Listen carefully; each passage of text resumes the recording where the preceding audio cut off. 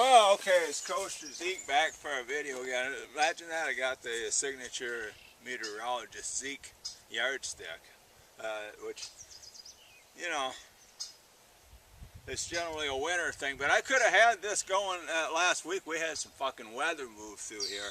We had a developing supercell thunderstorm, and then we had a squall line move through. And I'll show you guys a little bit of video of that. I'm going to be doing some pyro videos, kind of focusing on that, adding a little humor in there this summer, so that's what I'll be doing. The last time I said I was going to try to use G-force shells. That's a heavy box, and you know when you've got good heavy box, that's a good sign that you got some good shit. But anyway, tried them out, and basically, if you guys are familiar with the Winda echo in the ear, they're like an amped up version of that. They go quite a bit higher. I'd say between 150 and 200 feet. They are really, and they're even a little louder, and they're going higher and they're louder, so they definitely kick. I'm gonna get a whole case of those, because as far as I'm concerned, they'll beat 2.3 professional grade shells any day. As far, I mean, they're awesome. But anyway, they're really good. I think one of the other years I showed this. One of my favorite little 200 gram cakes by Winda. Bought a whole case of them one time. I didn't even know what the fuck they did, and turns out they're amazing. Might get another case of them too. They're really good. Just really good, nice little cake. What else? Oh, yeah. Since last time I did, you know, I was working on doing my half marathon, so I was doing a lot of running, a lot of fucking running through town, and you know, and I was watching a lot of YouTube videos of these trainers showing you how you're supposed to do shit, but I didn't really listen to much of it. But they said, you know, you need to work your way up to 10 miles. Well, on your practice runs, I just did, you know, 6 up to 7 miles, and that was good enough. I did a 10-mile run in the town of Black Earth, and that here in Wisconsin, and that was enough to let me know that I could, in fact, do a half marathon. Also allowed me to realize that shit was going to get real once, you know, going 3 miles further. But it went good, and I finished. We started. It's actually the one in La Crosse, the Granddad half marathon. So we started way up on Granddad Bluff early in the morning. So the way the fuck up there. Good thing is, first 3 miles is all downhill. And I'd never done a half marathon before, but it was an experience. Things were going quite well until I got to mile 11. Then the fucking wheels started coming off, started kind of running sideways, legs are getting all rubbery. You're tripping over about every pothole. And then also, if you run a half marathon, you never did one before, this may also happen, that you stop at the water station at just beyond mile 11. And as you're getting, you know, you're going to drink your water and your Gatorade, and you temporarily stop, your body may say, well, now while you're doing that, we're going to pee a little bit.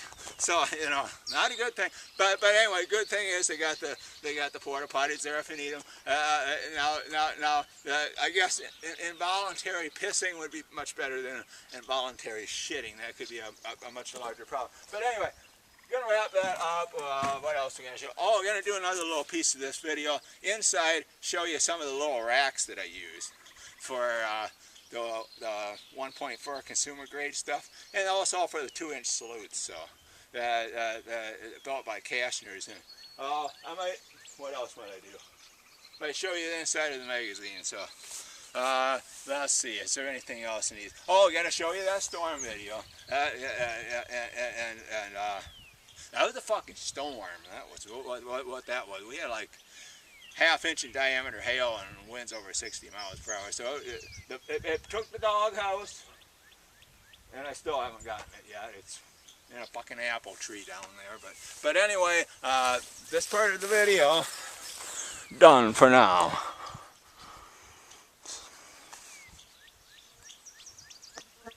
Close here of a little tour of the magazine. There ain't much to tour. It's only 6 by 6 by 6, for God's sakes, but it's you know, a little magazine. The little locks as such. Had to change those out. ATF said the regulations changed, so had to change those, as well as sounds like a lot of people had to change those out. I talked about, you know, not having my records straight last time, so we got our shit straight. You know, I showed you that last time, and what else could I show you? This is what you don't want to get, one of these violation statements. But anyway, license is still good, we're all good, so yeah, it's kind of like, you just don't want to start accumulating those. That would not be a good thing. Now, here on the door of the fireworks magazine, we got Kastner Pyrotechnics, the type of magazine it is, type 4, 6x6x6, and then this is something that the ATF puts on there. And basically, I could call the magazine anything I want. I could call it Zeke's fireworks shit if I wanted to. I could call it whatever, but that's how they're going to identify it. So anyway, what else of stuff in here? I can show you one thing. Oh, this fucking tape. Anyway, last time I talked about stuff that you write down, that you keep on your records. You always want your manufacturer. It'll say on here who, like on this 3-inch shell, who manufactured it. And also, then you also got like your date ship code. You can put that on there too. Whatever, the more complete your records are,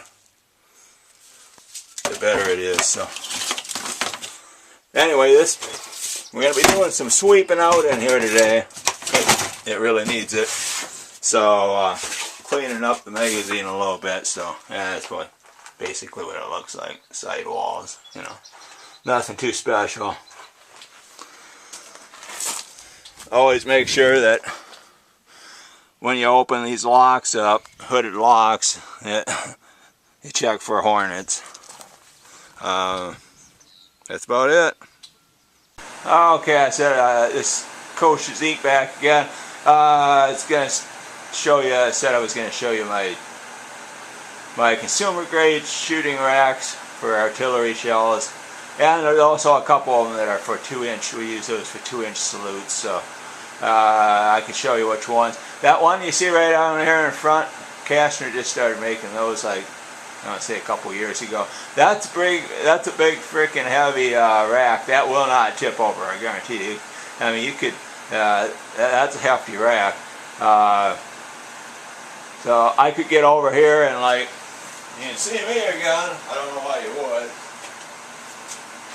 You know, I get the short haircut for this summer. That's we mostly bald on top. You think you already completely bald on top?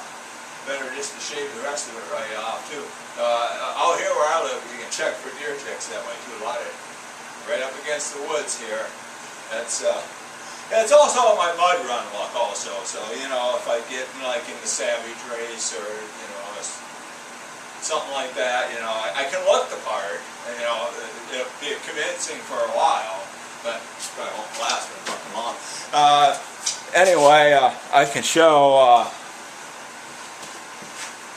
Like I said, this is a big hefty rack right there. I mean, that's 2-inch. They also make them in oh, for God's sakes, for the consumer grade ones too. For your 1.4. This is our own 2-inch rack. Still use it. It's had gotten a lot of use.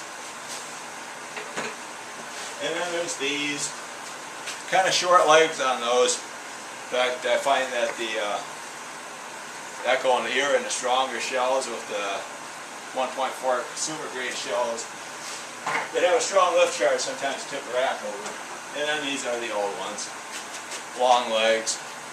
Yeah, they work really good. We've always had good luck with those. But anyway, that's that. Coach Zeke signing off.